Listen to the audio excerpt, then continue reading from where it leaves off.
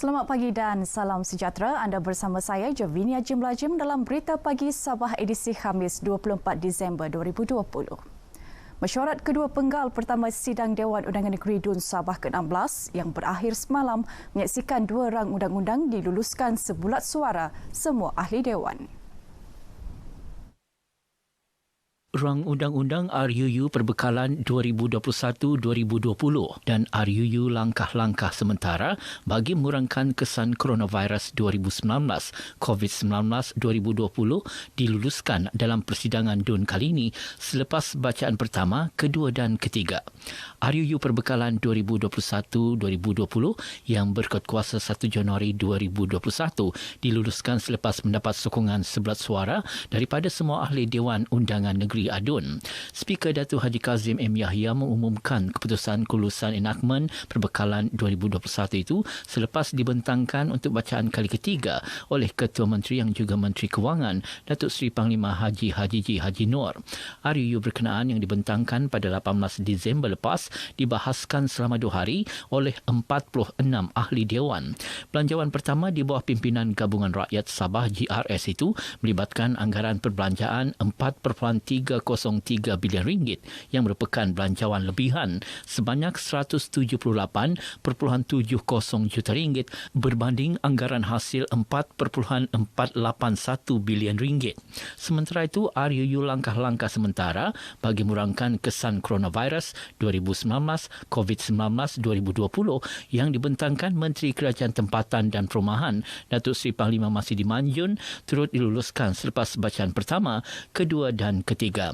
Ketika membentangkan RUU tersebut, Datuk Masidi menyatakan RUU tersebut digubal sebagai komitmen kerajaan negeri untuk meminimumkan impak penularan COVID-19 yang memberi kesan kepada ekonomi, sosial dan industri Sabah.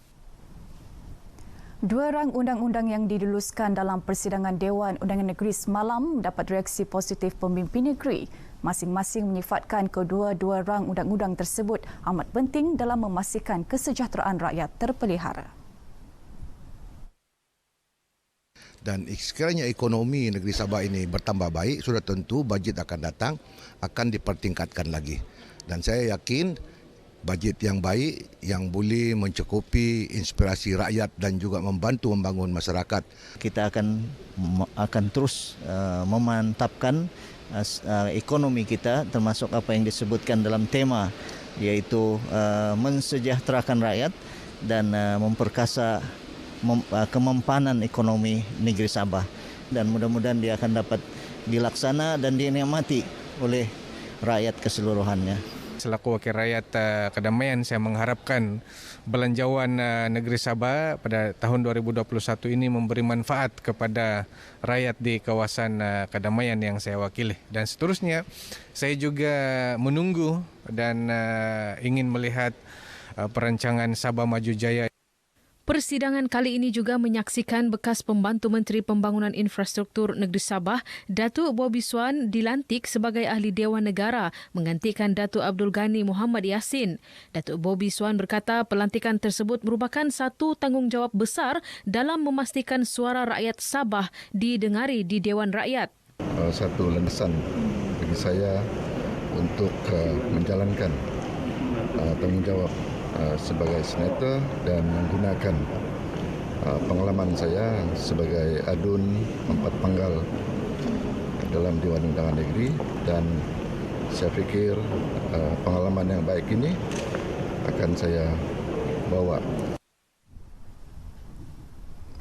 Kerajaan akan pertimbang beberapa insentif untuk menarik pelaburan asing ke negeri ini, khususnya di Taman Perindustrian Kota Kinabalu. Langkah tersebut sekaligus dapat menyediakan lebih banyak peluang pekerjaan kepada rakyat Sabah. Menteri Pembangunan Perindustrian Datuk Dr. Joachim Gunsalam berkata cadangan ADUN Sindumin Datuk Dr. Yusof Yaakob supaya pelabur asing diberikan sewa percuma dan harga tanah lebih rendah bagi menarik minat pelabur juga akan diambil kira. Beliau menyatakan demikian dalam persidangan Dewan Undangan Negeri Sabah di Kota Kinabalu.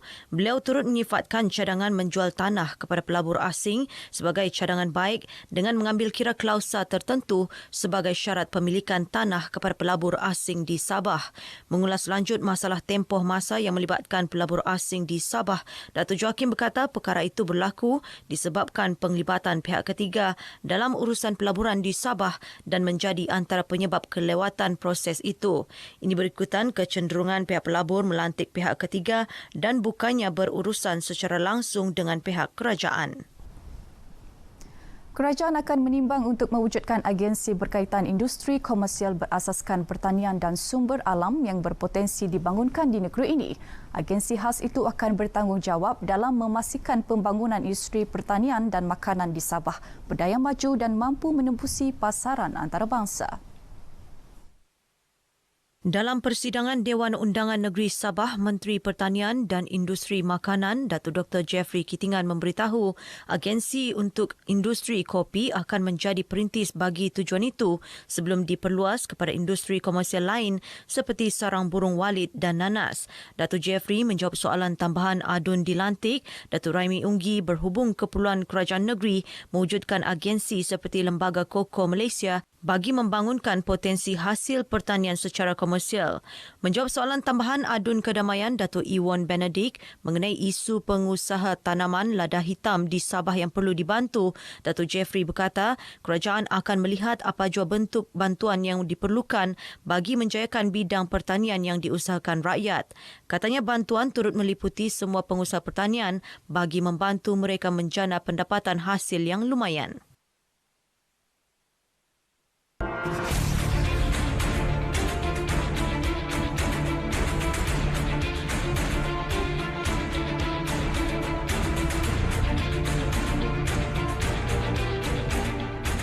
Untuk memastikan bahawa pergerakan sedikit demi sedikit ekonomi rakyat itu dapat dilakukan, maka kita mengadakan beberapa inisiatif.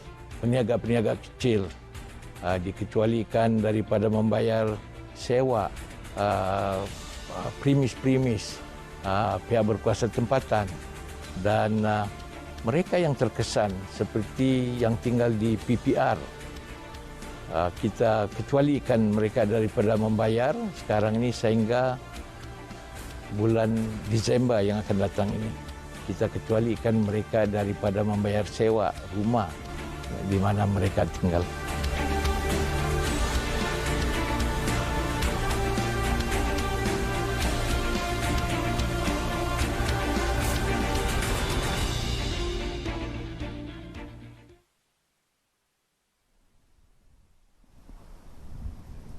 Perkembangan COVID-19 di Sabah, sebanyak 189 kes positif baharu direkodkan semalam menjadikan jumlah kumulatif kes kini mencecah 35,166 kes. Satu kes kematian turut dilaporkan di daerah Kota Kinabalu. Terdapat satu kluster baru dilaporkan iaitu kluster Saga Tengah di daerah Tenem yang dikesan berkaitan dengan majlis keramaian. Ia mencatatkan 5 kes menjadikan jumlah kumulatif 16 kes. Dalam kenyataan Menteri Kerajaan Tempatan dan Perumahan Sabah, Datuk Seri Panglima Masih Dimanjun, seramai 286 pesakit COVID-19 dilaporkan sembuh. Manakala seramai 1,679 pesakit sedang menerima rawatan iaitu 608 pesakit di hospital dan 1,071 di PKRC. Dalam pada itu, kadar pematuhan penduduk terhadap prosedur operasi standard SOP, Perintah Kawalan Pergerakan Bersyarat PKPB ketika ini mencatat hampir 98%. 4 daerah mencatatkan peratusan pematuhan SOP PKPB tertinggi iaitu daerah Kinabatangan, Sipitang, Kota Kinabalu dan Kota Bulut dengan kadar pematuhan 99%, diikuti 3 daerah lain iaitu daerah Kudat, Beaufort dan Kunak masing-masing mencatatkan 98.5% kadar pematuhan. Penulisan lirik lagu puisi di Sabah mampu diketengahkan dan dikomersialkan sekiranya penggiat puisi di negeri ini terus menghasilkan karya berkualiti tinggi. Penghasilan lirik lagu-lagu puisi yang berkualiti adalah berkait rapat dengan kehidupan harian masyarakat di Sabah kerana mempunyai makna tersirat di sebalik penulisan lirik berkenaan. Demikian dinyatakan Pengarah Dewan Bahasa dan Pustaka DBP Cawangan Sabah, Aminah Awang Basar, sempena bengkel penulisan lirik lagu puisi kali kedua di Kota Kinabalu. Menghasilkan lirik yang berkualiti yang dihasilkan sendiri oleh penulis-penulis negeri Sabah. Kita mau menghasilkan satu lagu puisi yang dapat mengongsikan maklumat tentang idea-idea pengarang. Katanya lirik lagu puisi yang berkualiti mampu membawa pendengar menghayati realiti kehidupan dunia yang semakin mencabar sekaligus membuka ruang untuk mendepani kemelut dalam kehidupan. Sementara itu, pengajar bengkel Julfikar Ahmad Shah berkata beliau tertarik dengan kebolehan penggiat seni puisi di Sabah dan ingin membawa karya-karya mereka ke peringkat lebih tinggi. Saya ingin membawa hasil-hasil tersebut supaya didengar di luar. Bukan saja di Sabah, tetapi seluruh Malaysia. Kalau boleh seluruh internasional antarabangsa. Jadi ini salah satu cara untuk menerobos hasil karya-karya dari Sabah ini.